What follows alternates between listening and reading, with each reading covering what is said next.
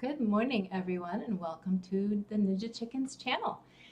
It is Monday, September 25th, and I'm coming to you from inside my house today. It was getting really bright outside, and I just repainted this wall so it's not so yellow, and it'll be a little better to podcast indoors in the winter. And with both kids doing classes right now, it's a quiet house, so here I am. Hi, this is episode number 19. And this is a fibery podcast. We'll talk about knitting, spinning, yarn, goodness, and natural dyeing, and some homeschooling and homesteading usually thrown in. I'm coming to you from just outside of Asheville, where I live with my husband and my 2 kids and my 4 cats and many chickens on 25 acres in a back holler. It seems like it's way out in the middle of nowhere to most people when they try and drive up my road, but really it's only 10 miles from the city center of Asheville. So welcome. Thank you for coming and visiting me. If you've been here before, thank you so much for coming back. If this is your first time, I hope you really enjoy what you see. I'm going to start today a little differently than I usually do. Usually I save the what I've been up to till the end, but I just came back from a little trip and was really excited to tell you about it, so I'm going to start there. It's been, I guess, 2.5 weeks since I last chatted with you, and lots of stuff has happened. School's really gotten into the swing of things. Sorry, there's no kids here today, but my husband's still working in his office right on the land next door. So I have a big sign on the door that says, podcasting. And as soon as I start talking, he walks in quietly, and I can't podcast when he's standing there watching me. So he came in, wanted to grab something to eat, and then wanted to talk about building a tiny house for Kaya when she gets older and all this stuff. And I'm like, dude, I'm podcasting. So I'm back. Hello. I was wanting to talk to you about what we did this past weekend. So my husband's birthday was on the 19th, and he really wanted to do some kind of outdoorsy trip for his birthday. So this past weekend, we borrowed a couple of canoes from some friends, and we put them out about 15 miles down the road. We put them in the river about 15 miles down the road and did a 2-day canoeing trip, which was really fun. We paddled for about 7 miles the first day. Really, you didn't have to paddle much. You just let the river kind of take you, but we did paddle some. And we put in midday, so it was warm and the sun was shining. It was a nice trip, but it got a little bit warm. We could splash each other with water and stuff, and really it was only, we were on the water for about 4 hours. About 3 o'clock we pulled into this little island called Firefighters Island, because it's owned by a local firefighters group, I guess. They rent it out if you want to camp on it for the night. It has a few different campsite spots. It's not huge. It's maybe 500, 600 feet long and 50 feet across, maybe a little more than that. But, you know, there's a picnic table and a little fire circle. And so we get there, and we hadn't really seen anyone on the river much all day, which is odd because this is a perfect season for getting out there and kayaking and canoeing, and even still rafting if you don't mind getting a little chilly. But right in front of our island was probably 10 kayakers that were all just sitting around there. And so we pulled around to the far end of the island and started unloading. And we get to the main campsite area, and there's a guy sitting there who's obviously a kayaker who has his arm kind of in a sling. And he's like, and so we quietly asked him what was going on, and he said he was a rescue victim, and that all the rest of these guys were in rescue training, and they had to find him. And he supposedly got injured on the river, and he was sitting there waiting for them to find him. And once they found him, they would find out that he had lost his arm somehow. I don't know the whole story of it, but basically once they found him, they had to stabilize him, you know, stabilize him and get him in a kayak to go out. And then they had to go find his arm, which was somewhere tangled up somewhere around the island. So we were trying to just keep to our own little space and wait for them to finish up. They found him. We could hear them going, "What's your name? Are you okay?" You know, and trying to check him out. And then the next thing we know, we see someone else with this big rubber arm on a hook that I don't know where they found it. But it was pretty cool. I was like, I want to do that. That sounds like fun. So once they all packed up and headed off, we got set up at our campsite. And, we'd been on the river in the sun for about 4 hours. We were tired. We kind of wanted to take naps or just settle in. Then all of a sudden, this gunfire starts going off. Boom, boom, boom, over and over. And it sounded like it was coming from right next door at the main firefighters' campground. And then we hear pop, pop, pop, pop, pop, pop, like a bunch of different kinds of guns. So we walked over to the far end and were able to see that there's a shooting range at the firefighters' campground. And there were a bunch of people practicing. So we didn't know about that when we booked the island. But luckily, within about an hour, it stopped. And then it was quiet. And we would hear all kinds of birds and, little noises from animals around. And geese, a lot of geese we kept hearing. We would see them flying over in formation. So it was a really lovely evening. We made a little fire. We we brought some games. We didn't know how quickly we'd get there, so we brought little card games and stuff to play, and that was fun. And then it was we had a nice lantern, which we got because we did lose power in our house, we lost power for a couple of days with Hurricane Irma.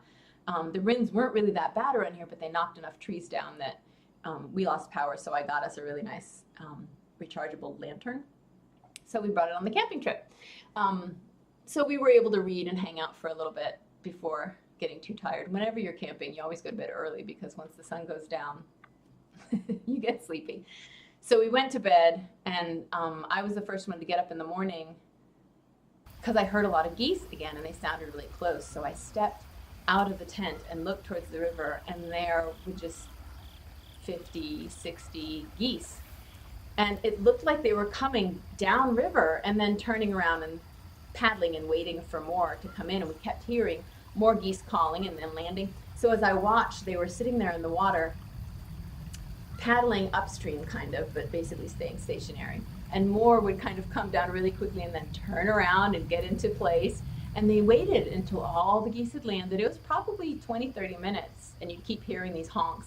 And they'd come in and land on the river. And then once they were all there, they started going downstream. And then maybe 2 minutes later, you hear this one, honk, honk, honk. And he comes flying in as fast as he can, lands on the river and goes and chases his buddies. It was really cool. So then we paddled for another probably 4 hours the next day. And because we started in the morning, it was misty and cool and really beautiful. We got to pass the Biltmore Estate, which is the largest residential home in the United States. And all of their land borders this part of the French Broad River. So we saw horse riding and stables and other activities that were going on. And then we got a view of the back side of the house. And that was really cool. So it was a really nice trip. We were all completely exhausted. You know how when you're in the middle of the trip, it just feels great and you're energized and you really just want to keep going. And then as soon as you're done, you pull the boats out of the water or you get off the airplane or whatever it is, you're like, oh my God, I'm so tired. So we all crashed last night, but it was really wonderful. Let's see. So I'll get into knitting. What time is it? Oh, it's only been about 10 minutes. It's not too bad. Okay. So I have one finished object for you, and that is my Lucky Me socks. This is a pattern by Pia Camaborn. And you can see the sweet little shamrock up top. I knit these for my stepdad, who's Irish, so I'm going to give them to him for the holidays. I really wanted to do them in a light gray, but my mom said, yeah, your dad's never going to wear gray socks, and he doesn't. He's just a white socks kind of guy, so these, I thought, would be perfect. And I had Toby try them on because they're almost the same size foot, and they fit him really nicely, so hopefully he will wear those and enjoy them.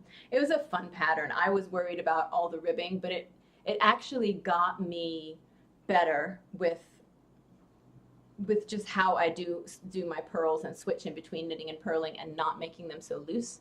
So I feel like it was actually really helpful because I've now gotten better at purling without having such a loose garter. So I really like those. These were done in Magpie Fibers Swanky Sock and the HKNT yarn John Henry for the green. My works in progress, really I think I only had one and then, you know, when you're down to one, you kind of feel like you have to cast on or do something else. So I have a few. The first one I'll show you because you guys have been following this one. This is the Modder Die Hat by Kate Davies, and I had just attached the lace in the round the last time we talked, and I have started really adding on a lot of colors. So this is what it looks like. It's coming out a little bit more orange inside, but this is the madder dyed alpaca, and then these are 5 different neutrals. You can't see a whole lot of difference between these two, but this is a marl yarn, and then this one's a gray. And I almost switched them up, but I kind of like it that there's one section that has 2 very distinct yarns, and there's one that is somewhat similar. Because originally I was thinking of, instead of, as the pattern calls for, instead of having kind of striping, I was going to do a solid color. You can't see what I'm doing. A solid color here in between the whites instead of 2, but I decided not to. So I like that this one almost looks solid, but it's getting there, and I'm decreasing now, so it feels like it's going faster. I have, I think, 2 more repeats, maybe 3 more repeats of these stripes, and then I'll go back to the red and start bringing it into the central square. So I really love how this is turning out. It's kind of all I've been wanting to work on, which is maybe why I cast it on a little more, because I wanted to have some variety and options. Let's see. The next thing is, well, we'll do this one first. So I've been dyeing up a lot of sock blanks. I know you guys have seen those. And this one I really wanted to keep as my own, because I think I've only kept a couple so far and knit socks with them, and I wanted to do something other than socks. So I took this one. It's printed with maple and black walnut, butterfly pea flower, and marigolds. And I Kitchener stitched the end. And you can totally see that. I don't know, I mean, it doesn't look like it at the beginning, like you can't see where, and then it just goes wonky. And I think what happens is I have in my head this little knit, purl, purl, knit, knit, purl, purl, knit. You do to try and get the Kitchener even. And sometimes I think even though I'm saying knit, I purl, and if I'm saying purl, I knit, you know, because it just, you can see where it gets off. But this will be the area that goes to the back of my neck. I've attached it so I can make it into a cowl, and then I picked up stitches along the side and just found a pretty blue yarn that was in my stash that's also fingering weight, and knitted kind of a seed stitch. It was knit 2, purl 2 all the way around, and then when I got to the beginning again, I purled 2, knit 2. So I'm doing that as a border. Let's see, this way. And I'll do the same thing on the other side. I've just picked up those stitches. And what I did was, because there is a variation between your rows and your stitches, usually you have more rows than stitches in 4 inches. So if you have like 16 stitches in 4 inches, you might have 20 rows. If you picked up every single stitch and then tried to knit, it'd flare a lot. So what I had learned was that you can make a fraction out of it. So say it was 16 stitches in 20 rows. Put 16 over 20 and then reduce that as much as you can, and you get 4/5. So you pick up 4 stitches for every 5 stitches. So pick up 4, then skip 1, pick up 4, then skip 1. This one ended up being very close to, but not exact. So I just rounded, very close to 3/4. So for every 4 stitches, I pick up 3 and then skip 1. And that makes it pretty close to where you have the border look even, or the edging look even, and not flare out too much, if that makes sense. So I did the same thing on this side, and I will do the same amount of border, and then I'll have a cowl that I can wear and keep this pretty design, because I really like how this one came out. So that is another whip, and I don't think it'll take too long to finish that one up. And then my last one is another Claire poncho. I released the Claire poncho this past week, And I mean, I was super excited about it because I think it's really beautiful, and I think this is the first thing that I've published since I've podcasted. So I've gotten some feedback from you guys, which feels really good to know that you're excited about it too. But it just happened that the day I published it, there are some writers for Ravelry who will post a little something every 5 or 6 days on their main homepage. You know, this new stitch, or how do you use Ravelry more effectively, or hey, let's look at all the new sock patterns, or something like that. It just so happened that the day I published this, they did a little highlight of their favorite ponchos for poncho season, and she highlighted Claire, which was so awesome because so many more people see that than would see this podcast or my Instagram feed or know that I've published a poncho pattern, but that gave it a much wider audience, and because of that, it went right up into the top 10 of the What's Hot Now on Ravelry, which was really, really cool because I've never made it into the top 10. I don't know if I've even made it into the top 20. So that felt really good, and it stayed there for a couple of days.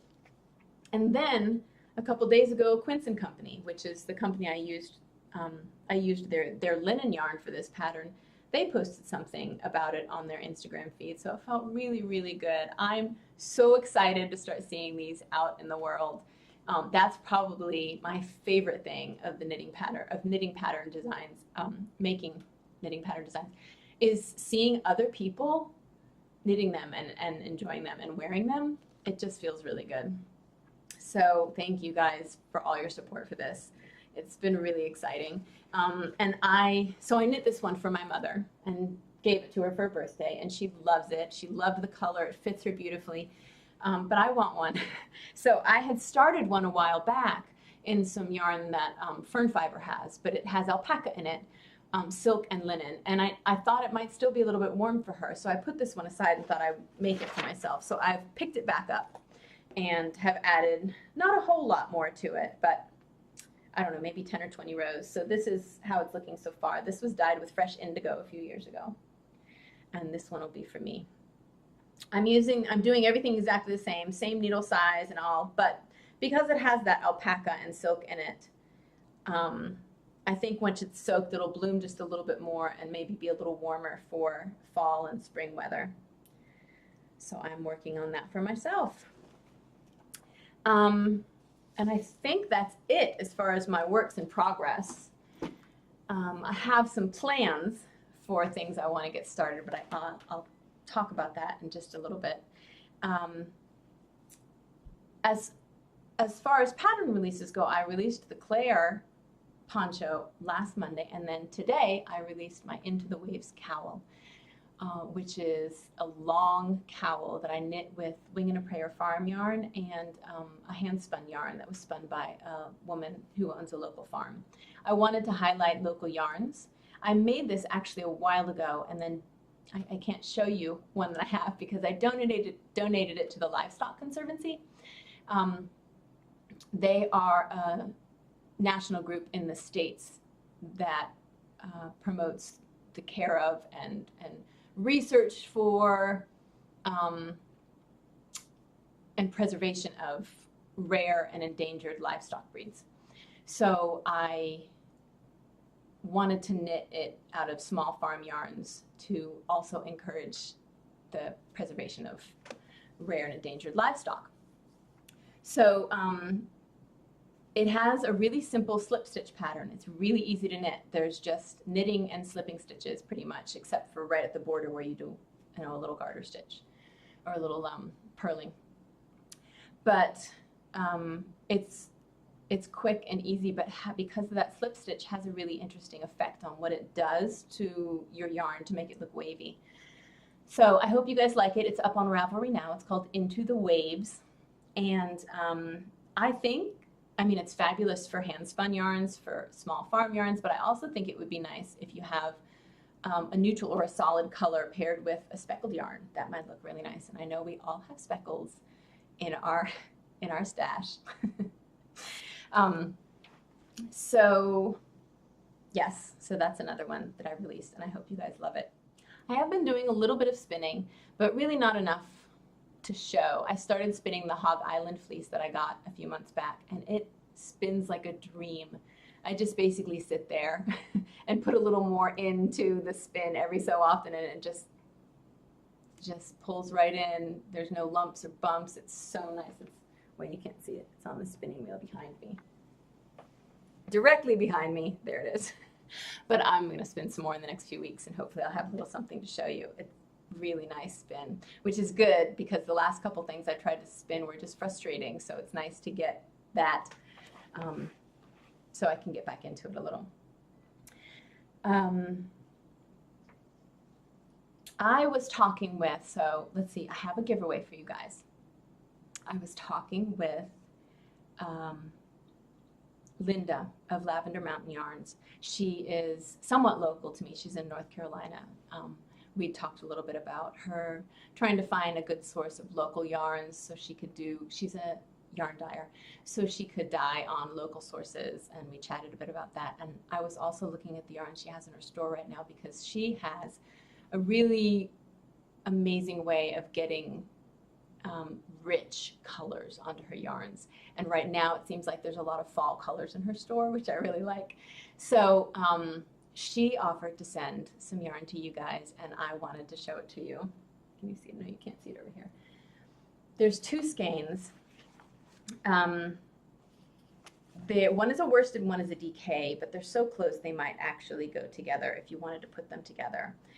They're both 100% merino. This one is called A Walk in the Woods. And look at those rich greens. Isn't that beautiful? Yeah, and this one is called Eleanor Rigby. Look at that. I mean, those are just pure fall colors. And together, aren't they pretty? It's looking just a little bit more blue, I think, on the camera, but they're just gorgeous yarns, and I really love, like I said, the depth of color that she gets in there. So I would like to have a giveaway for these. They'll both go to one person. So I was thinking about how school's getting back into full swing, and with the fall weather coming and everything, the colors are reminding me of, you know, the changes that happen in fall. And I was thinking about the teachers that we have that influence us in our life. And one teacher that I had when I was in elementary school named Beth Reese, who was one of my teachers for part of the 4th, 5th, and 6th grade. And she taught in this little tiny room that could have been a closet. She didn't get a full classroom. She had a small number of students. It was just a Friday class for a different way of thinking. She processed, she taught you in a different way. She was this big, bold woman with wild hair and tremendous earrings and jewelry. It was the 80s, you know, and she could pull off this big, bold jewelry.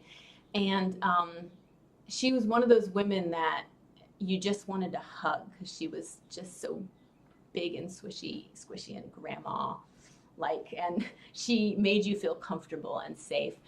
And her classroom, I remember, it was never, you know, sit down, here's your bookwork kind of stuff. It was very much working together in groups with other kids, trying to do critical thinking or thinking in a different way.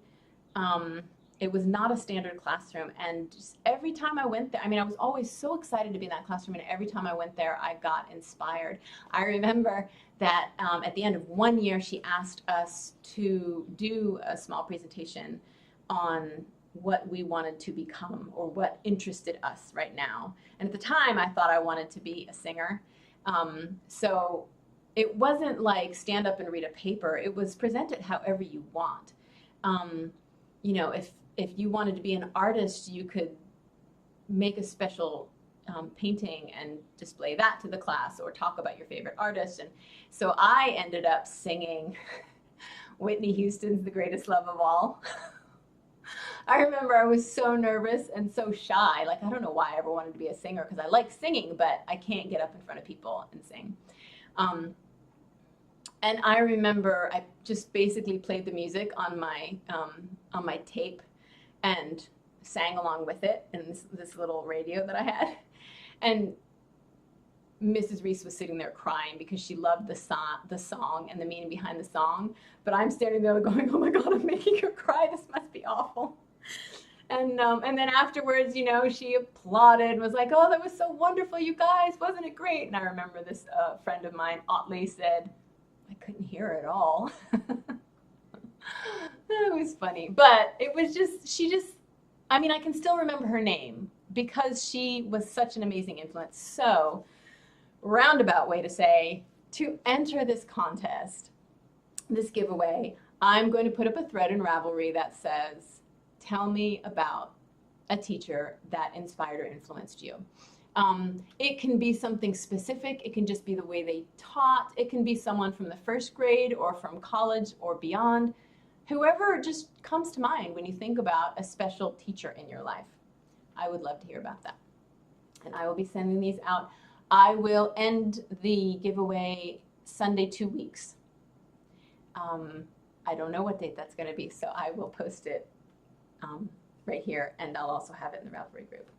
So thank you so much, Linda, for these. Let me show you her card. They're absolutely beautiful. And that is Linda, Lavender Mountain Yarns. And I believe she's also Lavender Mountain Yarn on, it's lavendermountainyarns.com, but also I believe it's Lavender Mountain Yarns on Instagram. So that is a little giveaway I have for you, and I hope you guys are as excited about it as I am. I have 2 more things to talk about. And I guess the first thing is a tea. I did come up with a tea recipe for you. I'm not a coffee drinker. I don't know if I've ever had anything from Starbucks, but I know that this time of year people go nuts about their pumpkin spice latte. So I thought for those of you who like pumpkin spice latte, I would create a recipe for you. So I have a bunch of different ways to do it. If you're a tea drinker, if you're not, if you're a coffee drinker, all of that, there's a way to make this. So what you're going to do first is put your spices together, and you're going to do 1 tablespoon, all of these are ground dried spices, 1 tablespoon of ground cinnamon, 2 teaspoons of ground ginger, and a ½ teaspoon each allspice, cardamom, nutmeg, and clove. And you'll mix those all together. Then, if you want to, you can take a ½ teaspoon of that mix and put it in with your favorite tea, your black tea or rooibos tea, and just pour the water on top and let that steep as you would a regular tea. And then you can add your sweetener and your cream to it. It'll be a fairly mild pumpkin spicy flavor. Another way to do it, especially if you're a coffee drinker, is, or, you know, because generally the coffee's percolated, it's easier to do it this way, but you can do it this way with your teas also. So another way to do it is to take that mix and take 2 teaspoons of it and add it to a ½ cup of your cream, or half and half. Then you'll take it and put it on the stove and gently heat it and let it warm for about 20 or 30 minutes. You don't want to bubbly boil it, but a real gentle simmer or warming would be nice. Then you've kind of got an infused cream. And once you've made your tea or your coffee, you can pour in as much of that cream as you want, and even froth it if you want and make yourself a nice latte. So those are spices that most of you should have in your kitchen anyway, so you wouldn't have to go out and get anything, but hopefully you'll enjoy it. I've got mine right here, and you can see all the spices on the top of it and in the bottom. I like a lot of cream in mine, so there's a lot in there, but it's super tasty. So I hope you guys enjoy that. I know some of you are not fans of the pumpkin spice, and there's another one. Is it apple cinnamon? There's another one that people talk about for those people who aren't fans of the pumpkin spice. Let me know what that is, and if I can make something for the non-pumpkin spice lovers, I'll do that too. The last thing I wanted to tell you about today is something I'm super excited about. It's a ways off, but I'm really excited about it. Is I'm going to Edinburgh Yarn Festival. I never thought I'd be able to get there. It's so far away. It's not a great time of year here for me, just because it's kind of in the middle of, you know, spring school year. But my friend Mars from the Hey Brownberry podcast contacted me a couple weeks ago and said, I'm really thinking about this. Do you think you would even be able to go? Because we'd chatted about it before. And I was like, I don't know. It's just, figuring out schooling and how to get the kids where they needed to go, because my husband's the main worker in the family, the main income. I wouldn't want him to have to take time off for this. But also mainly the price of the airfare and getting over there. So I started looking into it and realized that this far out, I could get a pretty good price for airfare. And it just so happened that we were both able to get a really good price for airfare on the same flight over. Because sometimes, depending on where you start from, there's a huge difference in price.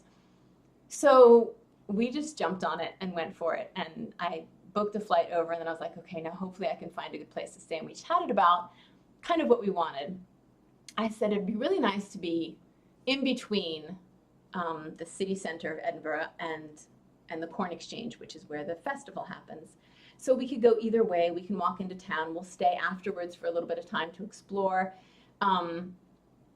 But it would also be nice not to be because we were thinking about an Airbnb kind of thing, not to be in a place that just feels like we're back in the States, like some newly built apartment complex or something. I really wanted to stay in a place that had some history. So I, typed in what I wanted and started looking it up. And one of the first places to come up was this gorgeous apartment that had old wood floors, and you could tell from some of the pictures it was old rock on the outside. And the way she explained it and some of the pictures just sounded like exactly what we wanted. It was exactly halfway in between both of them. And it was one of those called a rare find, which means it's not often that this one is up for rent because so many people want it. So you have to kind of apply for this one. So I said, this is who I am, and we're coming for the Edinburgh Yarn Festival, and we would love to stay in your place. She emailed back almost immediately and said, oh, thanks for reminding me. I'm a knitter too. Yeah, come on over. So it's like it couldn't be more meant to be that we find the perfect flight prices, and then we end up renting a place from another knitter over in Edinburgh. So I'm going to be over in the UK next March, and I'm super excited about it. And that brings me to one of my plans for a work in progress, because I guess I have to have an Edinburgh Yarn Festival sweater. So I'm probably going to cast something on soon. I'm not exactly sure what yet, but I have some beautiful black Cormo alpaca yarn that I had spun from a couple fleeces last year, just sitting in my stash right now that would make a gorgeous sweater. So I'll probably be doing that. And if you're going, let me know, because I would love to know who else is going to be over there. It'd be a fabulous opportunity to meet some of you who are over in Europe. And I think that's it. I think I've covered everything. I feel like I talked really fast, so if I did, I'm sorry. It might be because of that black tea that I have in my pumpkin spice tea. But I hope you guys have a fabulous couple of weeks. I will see you guys soon. Happy knitting and enjoy your time. Bye. If that mockingbird won't sing, Papa's gonna